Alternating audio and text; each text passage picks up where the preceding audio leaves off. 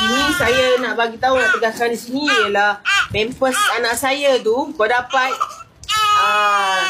tolonglah bagi yang cepat mungkin mengenai pampers SL tape kepada pampers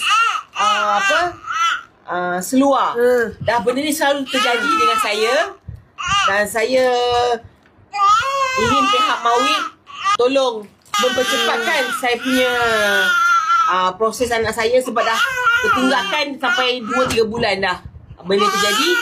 Dan juga sekarang ni saya betul-betul mahukan yang telus, cepat, dan saya ingin Mawid koreksi betul-betul lah bagi orang bawahan ke yang buatkan benda ni jadi macam ni. Sebab ni bertahun-tahun kan mengenai pampers seluar ni selalu bercanggah.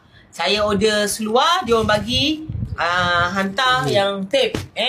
Bukan saya mewakilkan semua rakyat Malaysia yang golongan asnaf memerlukan dari pihak Baitumal tolong pantau dengan tegas, telus dan berhemah supaya benda ni tak terulang lagi. Dan juga saya menegaskan benda ni dah masuk 2-3 bulan tak sampai barang tu dan boleh tersilap.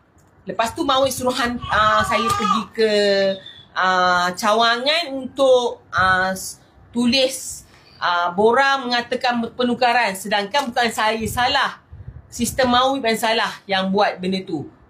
Jadi kalau dapat pihak Mawid buat dengan betul-betul tepat, bersih, bersistem. Sistem tu saya nak sistem. Dengan sistem manual. Kau dapat sistem yang canggih sekarang ni. Guna handphone sekarang dah celah jari apa semua kan.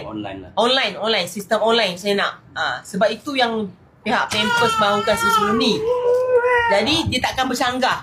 Kalau masih lagi sistem manual, masih lagi sistem zaman dulu, dia akan still salah, akan terlewat 2-3 bulan, akan postpone. Lepas tu bila dah postpone benda tu terjadi, rakyat akan susah. Bukan hanya Pampers saja kan? Bukan hanya Pampers, susu pun sama. Susu ada yang tak dapat. Susu saya tak dapat lagi ni. Susu tak dapat lagi. Yang bagian putera dengan anak saya Fatimah. Untuk